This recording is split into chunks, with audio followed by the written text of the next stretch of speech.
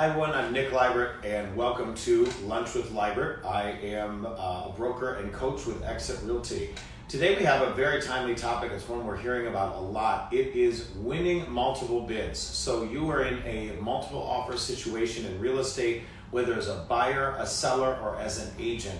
And you are trying to get this property for your buyer, or if you are a buyer, you're trying to obviously position yourself so you win the bid. If you're a seller, you're trying to pick the best possible bid. So I think this will be timely information for everyone. And as you guys know, I always like to do a top 10 list. So here we go. Obviously, the top 10, first thing is going to be price. You are going to want to go in aggressively. That means that you need to know what the market comparables are. What else is sold in the market? What reasonably can you do to this property as far as a rehab if it needs any work to it? What is the going price in the area? You don't want to fly blind, and you definitely don't want to pay too much. So remember, there could be another property down the road for you. So consider, is this a unique property, or is this one that you probably think you could replace with another property in the future if it comes to market? So price obviously is number one. Number two, though, it's not just about price. The seller's also going to be looking at financing. So if you have a pre-approval letter, make sure that your lender also submits a letter along with their pre-approval telling their history. So the history of the bank or financial institution or the mortgage company, their cell phone number. They may even want to call the listing agent, the seller's agent, to introduce themselves. The more information we have from the lender as to the buyer's loan product, the better. So make sure that pre-approval letter is very clear. Obviously, if you're paying cash, cash is quote unquote still king, but even cash, you want to make sure you have a clear clear proof of funds showing that you have the money in the bank to pay for the property. So item three, contingencies. It's not just about price, it's not just about financing, it's also about contingencies. Item three, if you are going to go into this with a lot of wells and ifs or buts, you may actually be talking yourself out of a winning bid. So my suggestion would be take a close look at all your contingencies, make sure they are tight and clear, meaning if it's a inspection contingency, it's only a few days. Attorney review, it's only a few days. Any other contingencies, I'd question whether you even really need them in there.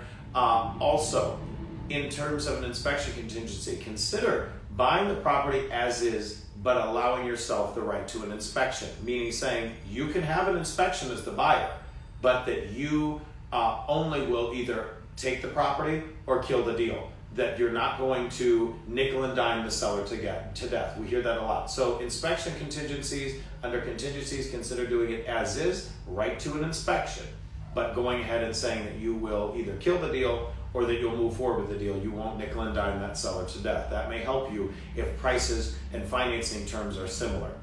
Item four, closing date. Make sure that closing date is flexible. So a lot of people write down, I can close as soon as possible, and they give a very aggressive time. Check to see if that is what the seller actually really wants. Maybe they want more time to move, or they still haven't even selected a home. Do a little bit of research, ask the seller's agent, make that closing date flexible, and yes, if the seller does want a quick close, make that as quick as possible. Item five, increase your earnest money. Make sure as the buyer, or if you're the seller, look for a buyer that has a substantial amount of earnest money. The more earnest money or deposit on the home, the more serious this buyer is and less likely they are to back out. Item six, a personal letter from the buyer. I've been using this strategy more and more, and it isn't just about dollars and cents. A lot of times these sellers, they have personal memories in the home. They're sensitive to what the home's going to be used for. And if all offers are the same, they may be looking for someone that has a great personal story. So I encourage my buyers to put together a letter saying, here's why we love the property, here's why we love the area, here's our story. Item seven, a personal letter from you as the agent. Now that's something that's a little bit more aggressive than some of us have been using in the past, but a personal letter from you as the agent saying, I'm familiar with the area, I know the area, I am a XYZ number of years realtor, I've been in the business for a substantial period of time. I think that is very important as well. Item eight, if you do not win the bid, make sure that you are the backup bid. If you do not win the bid, make sure that you are the backup bid. And what I mean by that is treat everyone with respect on the way in. If you do not win the bid, please ask them to be a backup. Item nine, continue to check on the status of the property. Even if you asked to be a backup bid in the past, that does not mean that the seller and the seller's agent are going to remember or have any obligation to contact you if the property goes back on the market.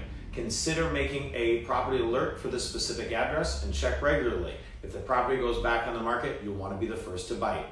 Last but not least, item 10, it's a little bit of a controversial topic, which is why I saved it for last, escalation clauses. Escalation clauses create almost a bidding environment, so I'm not going to spend too much time on them because they may not be allowed by some brokerages and they may not even be allowed in your state. I personally do not use or believe in escalation clauses, but some agents do. If you have questions on what an escalation clause is, ask your broker. It's an option in some strategies. However, I feel items 1 through 9 here are so strong, an escalation clause probably is not needed or will not be allowed anyway. Hope this is helpful to you. If you have any more information you'd like from me, hopefully I'm always an open book. I'm available for coaching with agents at EXIT and obviously for buyers and sellers at any point. Contact me through any social media. Thanks so much.